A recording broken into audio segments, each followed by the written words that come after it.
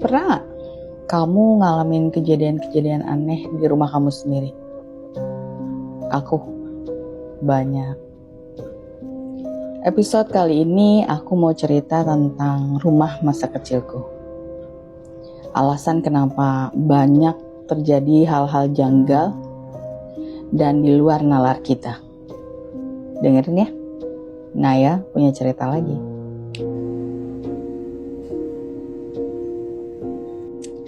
Tahun 1979, Bapak memutuskan untuk membeli sebidang tanah lengkap beserta dengan sebuah bilik bambu sederhana yang sudah berdiri di atasnya di kawasan Ciracas, Jakarta Timur. Pada tahun segitu, Ciracas masih menjadi daerah yang sangat sepi. Pinggiran Jakarta orang menyebutnya.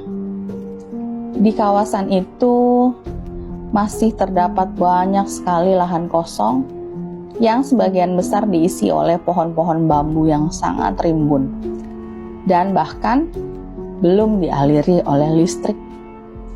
Setahun setelah membeli tanah itu, bapak, ibu, dan 3 kakakku yang masih kecil pindah ke sana. Kemudian di tahun 1981, Bapak baru berhasil mengumpulkan uang untuk mengajukan tiang listrik ke PLN. Dan tahun 1983 mengajukan tiang Telkom untuk sambungan telepon. Jadi ada waktu sekitar kurang lebih 1 tahun di mana keluargaku hidup dengan menggunakan lampu petromak sebagai penerangan sehari-hari. Ibuku pernah bercerita bahwa hari-hari yang mereka lalui pada waktu belum ada listrik, setiap malam selalu banyak suara-suara menarik, seperti jangkrik, tokek yang banyak sekali, dan sesuatu yang lain. Rumah bilik kami diperbaharui seiring jalannya waktu. Kemudian Bapak dengan keahliannya yang jago menabung, sedikit demi sedikit memperluas rumah kami. Tidak lama setelah keluargaku pindah ke rumah bilik itu, kakek dari pihak ibuku datang berkunjung dari Jawa Timur. Kami biasa memanggil beliau dengan Mbah Kakung. Mbah Kakung kami dikenal sebagai orang yang peka atau orang pintar biasanya disebut. Beliau kerap dimintai bantuan untuk menyelesaikan permasalahan yang tidak bisa dijelaskan secara logika. Pada suatu malam ketika Mbah Kakung sedang menginap di rumah kami, ibuku terbangun dan tidak bisa menemukan Mbah Kakung dimanapun di dalam rumah kami. Hingga kemudian terdengar suara samar yang datang dari samping rumah kami. Waktu itu masih sangat dini, sekitar pukul 2 pagi. Saat itu rumah kami di sisi sebelah kanan dan kiri dipenuhi dengan pohon bambu yang sangat lebat. Tidak ada bangunan sama sekali, tidak ada penerangan. Tapi di sanalah ibu melihat Mbah Kakung berdiri sendiri menghadap ke arah kegelapan. Seolah sedang berbicara dengan seseorang, tapi ibu tidak bisa melihat siapa-siapa di sana. Dan memang tidak ada siapa-siapa di sana. Dengan sedikit ragu, ibu menghampiri Mbah Kakung. "Pak, Bapak ngobrol sama siapa?"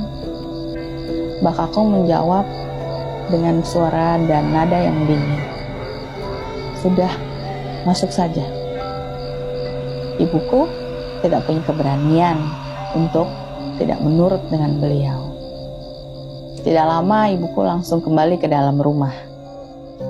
Keesokan paginya, Mbah Kakung memanggil ibuku secara khusus setelah Bapak berangkat kerja. Kenapa setelah Bapak berangkat kerja? Karena Bapak itu terkenal sebagai orang yang tidak percaya dengan hal-hal yang berbau mistis atau yang tidak bisa dijelaskan secara logika. Dalam percakapan itu, Mbah Kakung menyampaikan 2 pesan. Dua pesan yang sangat penting untuk dipatuhi selama kami masih tinggal di rumah itu. Pesan pertama, ibu dilarang keras membuang sisa makanan, terutama nasi, ke belakang rumah. Waktu itu kebun belakang masih dimiliki oleh orang lain, dan di kebun itu terdapat 2 kuburan lama dengan pohon jambu yang sangat rimbun.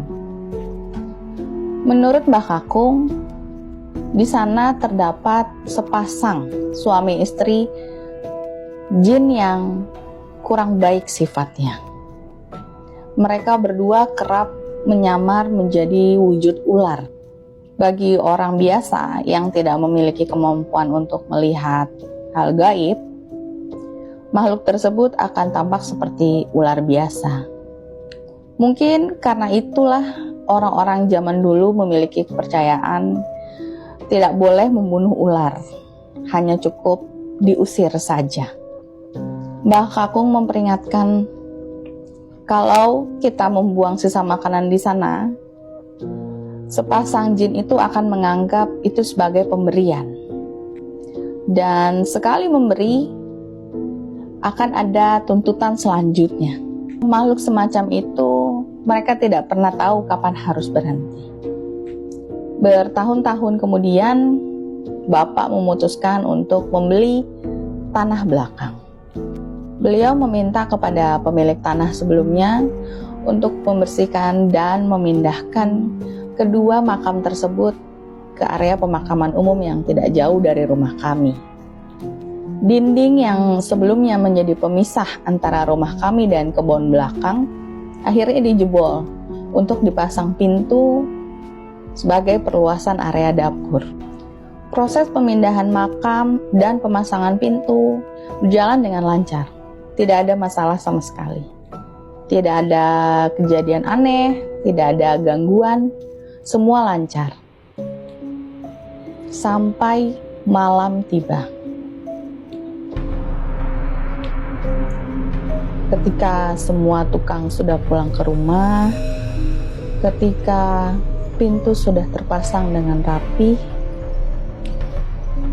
dan ketika semua penghuni rumah sudah tertidur lelap, suara itu datang menghampiri ibuku. "Buka pintu! Buak, buak, buak! Buka pintu!" Suara itu terdengar sangat jelas. Bukan dari kejauhan, tapi dari pintu yang baru selesai dipasang. Ibu terbangun seketika. Jantungnya berdegup kencang.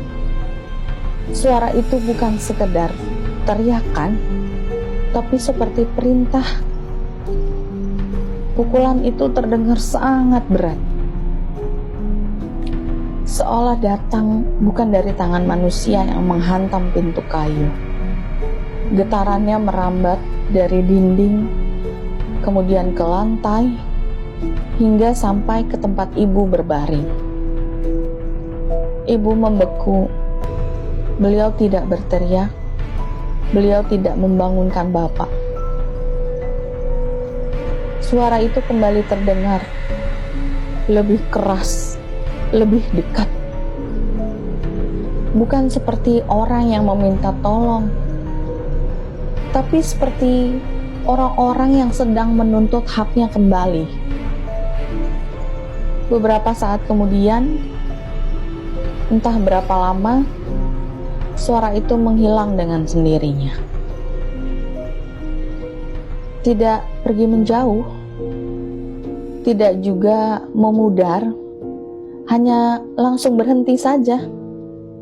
Keesokan harinya pada saat kami sarapan bersama, ibu yang terkenal bermental baja bercerita dengan santainya. Beliau menceritakan seluruh kejadian yang dialami tadi malam. Respon kami langsung gempar, dan berbulan-bulan setelahnya tidak ada dari kami yang berani ke dapur sendirian selepas maghrib. Baru belakangan kami tahu bahwa kejadian itu tidak hanya terjadi sekali saja, tapi berkali-kali.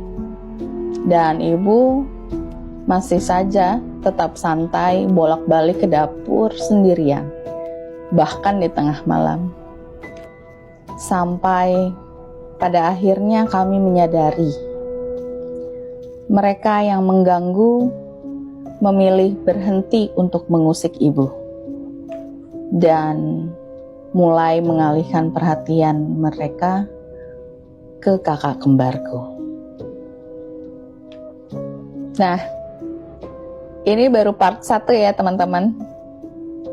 Nanti part 2-nya aku bikinkan lagi. Jadi memang sepertinya ibuku menurun bakat dari Mbah Kakung yang akhirnya menurun lagi ke kakak kembarku. Mereka bertiga jauh lebih peka dibanding manusia normal seperti aku. Di part 2, aku akan jelaskan pesan kedua dari Mbah Kakung yang belum sempat aku ceritakan di part 1 sekarang. Ditunggu ya. Kalau untuk sekarang, aku pamit dulu. Wassalamualaikum warahmatullahi wabarakatuh.